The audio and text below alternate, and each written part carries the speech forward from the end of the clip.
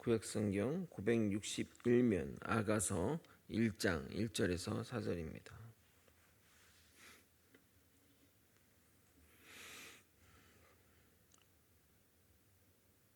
PPT가 뭐가 잘못됐나 봐요.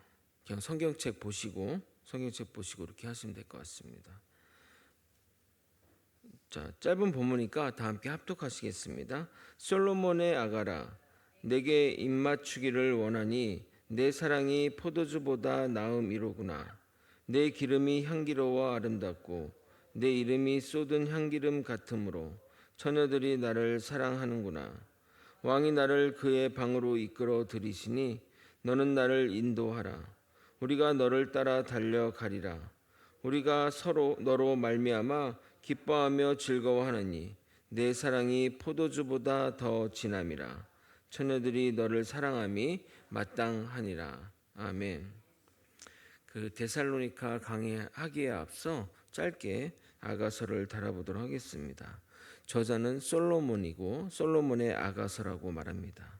표면적인 내용은 솔로몬과 술람미 여인의 사랑을 다루고 있으나 그렇게 단순하게 해석할 내용이 아닙니다.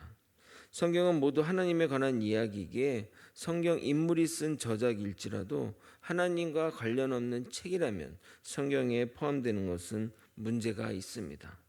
그래서 만약 모세나 다윗이 쓴 저작일지라도 개인의 사색이나 또 경험에 관련된 저작에 불과하다면 결코 성경에 실려서는 안 되는 것입니다.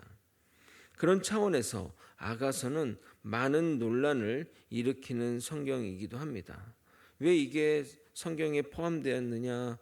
그냥 여인과의 사랑을 이야기한 것뿐인데 왜 이걸 포함했느냐? 논란이 과거에는 없었지만 지금 시대에 좀 논란이 되는 성경이기도 합니다. 그러나 유대 전통에 따르면 정확히 이 아가서는 하나님이 우리를 향한 사랑과 우리가 하나님을 향한 그 사랑들을 비유적으로 표현한 책이라 인식하고 있습니다. 그래서 유대인은 현재 유월절, 매년 유월절에 모여 가족끼리 이 책을 읽는다고 합니다.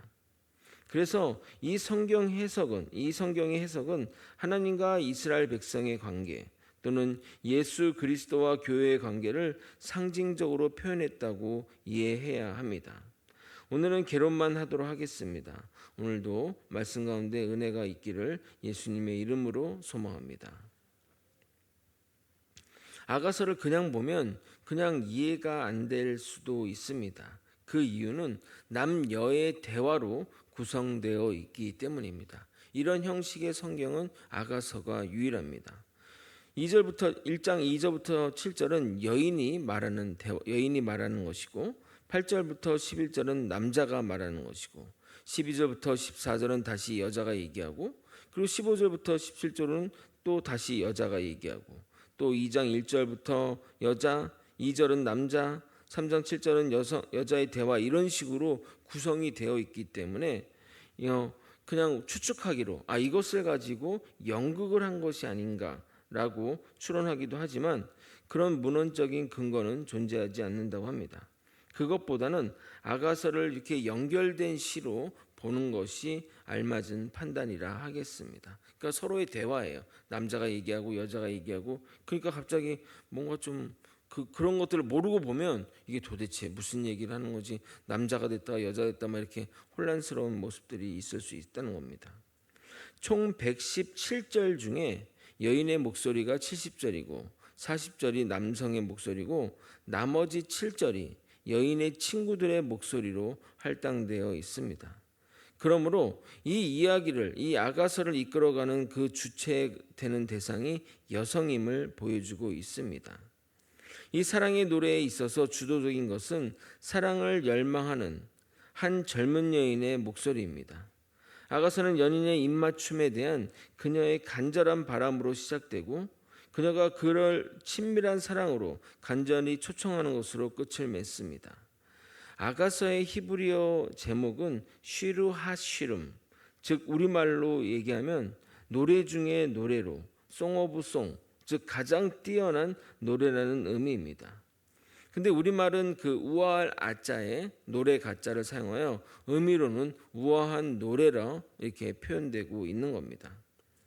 서론에서 말했듯이 아가서는 표면적으로 남녀 간의 사랑 이야기를 하고 있지만 실제는 하나님과 우리와의 사랑을 기록한 것이기에 이것을 그냥 문자적으로 해석하면 잘못 오해할 수 있습니다. 그래서 우리는 아가서를 비유적으로, 알레고리적으로 해석해야 합니다. 예수님도 설명하실 때 많은 비유를 들어 설명했습니다. 예를 들어 천국에 관한 이야기는 천국은 열처녀와 같으니, 신랑을 기다리는 열처녀와 같으니 나는 이런 식으로 비유적으로 설명했다는 겁니다. 근데 예수님의 비유는 일반 사람들도 잘 이해하기 쉬운 비유이지만 도통 아가서의 비유는 쉽게 해석하기가 힘듭니다. 그래서 여러분에게 꼭 첫 시간에 당부하고 싶은 것은 이렇게 비유적으로 해석해야 되는 성경 구절들을 이단과 사이비들이 많이 애용한다는 겁니다. 그러니까 내용이 참 모호하기 때문에 다양하게 해석 가능하고 그 가운데 자신의 뜻을, 자신의 어떤 잘못된 자기의 어떤 그런 뜻을 집어넣어 해석하기에 좋기에 많은 사이비 중에 이 아가서를 장난치는 부류가 많습니다. 여러분, 성경을 성경 신학적으로 해석하는 방법을 주해라고 합니다. 이 주해는 이 단어의 뜻과 또 문헌의 역사적인 배경 그리고 문맥적인 의미를 살펴서 해석하기에 본문의 의미를 가장 정확하게 해석하는 방법입니다. 그래서 이렇게 주해로 방식으로 성경을 하려면 성경 원어도 보아야 되고 여러 가지 자료를 살펴야 하기에 설교자들도 좀 힘들어하는 방법이기도 합니다. 그러나 반드시 설교자는 본문을 주해하고 접근해야 됩니다. 우리가 흔히 강해 설교를 하는 것은 이 주해된 본문을 한 절 한 절 설명하는 것을 말합니다. 그런데 이 아가서는 주해가 아닌 영해라는 방식으로 사용해 해석하는 사람들이 있습니다. 영해는 뭐냐면 영적인 해석인데 실상은 지 맘대로 해석하는 방법입니다. 성령이 자기에게 이런 해석을 주셨다고 말하는 겁니다. 그러니까 이 단어의 그 뜻과 또 이 과거부터 어떻게 이 단어가 쓰여 왔는지 그리고 이 문법과 문맥적 의미와 역사적 배경 이런 것들은 그냥 다 쓰레기통에 갖다 버리고 그냥 성령이 알려주신 대로 해석한다니까 그게 성령의 생각인지 본인의 뜻인지 어찌 알겠냐 이 말입니다. 결국 그런 자들은 하나님이 자신에게 직통으로 계시한다고 말하는 지경에 이르게 됩니다. 여러분은 그것을 보면 어처구니 없는 일이라 하시겠지만 거기에 빠져들게 되면 멀쩡한 사람도 정신 못 차리고 집도 직장도 포기하고 나아갑니다. PD수첩에 나왔던 예수록교회 신옥주 목사를 기억하십니까? 아마 그 사람의 이름이나 그런 것들은 잘 모를지라도 타작마당이라고 또 들어보셨나요? 서로 이렇게 잘못하면 양쪽에 세워놓고 서로 뺨때기를 때려가면서 그 하는 장면이 그때 PD수첩에 나와서 사람들을 충격으로 몰고 왔는데 거기에 빠진 사람들이 재산을 바치고 피지에 가서 중노동하면서 살아서 사람들을 충격적으로 몰아줬던 사이비 이단인데 거기는 부모 자식 간에도 뺨때기 때리고 막 그런 일들을 시키더라고요. 그런데 이 아가서 본문을 가지고 장난을 많이 쳤다고 합니다. 그럼 여러분이 분명히 아셔야 할 것은 성령이 나에게 이런 해석을 주셨다고 하는 성경 해석법은 매우 은혜롭게 들리지만 잘못될 확률이 높다는 것을 명심하고 거리를 두시는 것이 좋습니다. 물론 성경을 해석할 때 성령님의 감동으로 쓰여진 성경책이기 때문에 우리에게 그러한 것들이 이제 설교자로서도 성령의 어떤 감동과 성령의 그런 것들을 추구하고 따라야 되지만 그것이 그냥 전체가 돼서 그러니까 주해가 없는 식으로 하고 그냥 이 구절은 성령님이 이렇게 해석하라고 얘기한다. 이런 뭐든 다 해석할 수 있지 않습니까? 그런 방식들은 절대 지양해야 됩니다. 하나님이 우리를 이끌어가는 방식은 그렇게 어려운 방식으로 이끌어가지 않습니다. 그리고 그런 내용들은 그 사람에게만 알려주는 것이 우리 모두에게 알려진 방법이 아니기 때문에 성경의 내용을 일부 사람에게만 알게 하시지는 않으셨다는 겁니다. 물론 성경에 보면 생명에 이르는 길은 좁다는 말로 우리를 긴장시키지만 몇몇 사람의 해석만 옳고 다른 이들은 모두 성경 말씀을 읽어도 이해하지 못한다면 그게 기독교라면 그 기독교는 안 믿어서도 됩니다. 그렇다고 한다면 우리뿐만 아니라 믿음의 선조들도 다 구원을 못 받은 것이니 염려할 것이 없습니다. 그러니까 그들은 이 해석은 일반 사람들은 모르다. 자신만 이 성경을 해석하고 바르게 해석할 수 있으니 나만 따르라고 얘기를 하는 겁니다. 그럼 그 전에 믿어왔던 그 수많은 선배들과 이런 것들은 다 어떻게 되는 겁니까?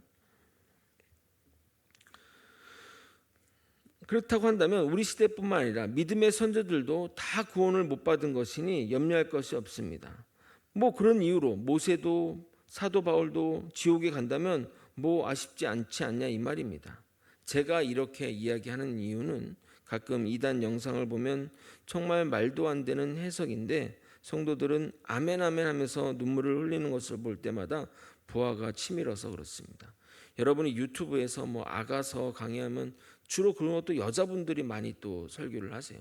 남녀 차별하는 게 아니라 여자분들이 좀 그런 그 감성적이지 않습니까? 여자분들이 하는데 다 뭐 황당한 설교를 합니다. 황당한 설교. 근데 막 이제 은혜를 받죠 사람들은. 막 이제 막 그런 막 힘든 상황들 또 그런 부분들을 얘기하면서 세상에서 똑똑한 사람들도 교회만 오면 바보가 되거나 무식해지는 경우를 많이 봅니다. 물론 교회에서 너무 똑똑하고 잘난 척하는 것도 문제지만 그냥 무비판적으로 받아들이는 것은 성경의 기본적인 이해가 부족해서 비롯된다고 생각합니다. 그러므로 우리는 성경을 철저히 공부하고 이해해야 됩니다. 아가서의 전체 내용을 간략하게 살펴보겠습니다. 아가서에서 묘사한 사랑은 계속해서 점진적으로 발전해가는 모습을 보여줍니다. 1장에서의 사랑은 싱그럽고 푸르지만 아직 여물지 않은 미숙한 사랑을 보여줍니다. 2장에서는 이 사랑이 위기에 처하게 되고 3장에서는 사랑하는 자를 잃어버리게 됩니다. 4장은 그 사랑하는 여인을 기억하며 그녀의 육체를 찬양합니다. 5장은 사랑하는 자가 떠나며 폭풍우를 경험하게 되고 그것을 통해 다시 한번 사랑을 회복하는 모습을 보여줍니다. 6장부터 7장은 완숙한 사랑의 형태로 발전하여 8장은 이제 사랑을 시작하는 작은 누이에게 격려하는 상태로 발전하게 됩니다. 아가서는 여인의 고백으로 시작이 됩니다. 사랑을 고백하는 여인의 모습은 그 당시의 문화로 보게 되면 매우 충격적인 장면이 아닐 수 없습니다. 우리가 지금 뭐 사무엘 상하도 지금 보고 있지만 굉장히 성경을 볼 때 여성들의 모습은 매우 수동적으로 보여줬던 것을 기억하실 것입니다. 그런 차원에서 아가서는 또 성경 안에서 굉장히 획기적인 어떤 성경이라 하겠습니다. 이제까지 교회는 성에 대해 터부시해 왔습니다. 심지어 육체적인 면도 무조건 악하게 보려는 경향도 있었습니다. 그러나 아가서는 생의 문제를 다루고 있으면서 이제까지 교회에서 잘못된 이해한 면을 고쳐주고 있습니다. 즉 성은 결혼의 테두리 안에서 하나님께서 주신 선물입니다. 아가서는 성은 좋은 것이고 기쁜 것이기에 결혼 관계 안에서 즐기는 것은 전혀 악하지 않음을 증거하고 있습니다. 그러므로 우리는 이러한 관점에서 아가서를 보도록 하겠습니다. 말씀을 정리하겠습니다. 그냥 아가서의 평면적인 내용을 보면 남녀 간의 사랑 이야기입니다. 좀 거북하다 싶을 정도로 남녀 사이의 애정이 표현되어 있습니다. 그러나 이것은 단순한 남녀 간의 사랑의 이야기가 아니라 예수님과 그의 교회, 하나님과 하나님 백성과의 관계로 해석해야 합니다. 그것이 오랫동안 아가서를 해석해온 전통이고 바른 해석임을 말씀드리고자 합니다. 앞으로 저와 그런 전통적인 해석 방법을 따라 아가서를 살펴보도록 하겠습니다. 성경을 잘 알고 미혹되지 않는 저와 여러분이 되시길 예수님의 이름으로 축원드립니다. 기도하시겠습니다. 하나님의 말씀을 잘 깨달아 우리가 미혹된 길로 나아가지 않도록 이끌어 주시옵소서. 아버지, 그래서 아가서를 배우고자 합니다. 아버지, 많은 장난들을 치는 사람들에게 미혹되지 않기 위하여 아가서를 잘 배우고 하나님의 그 깊은 사랑을 깨닫는 우리 주의 백성들 되게 하여 주시옵소서. 사랑이 많으신 예수 그리스도 이름으로 기도드립나이다. 아멘.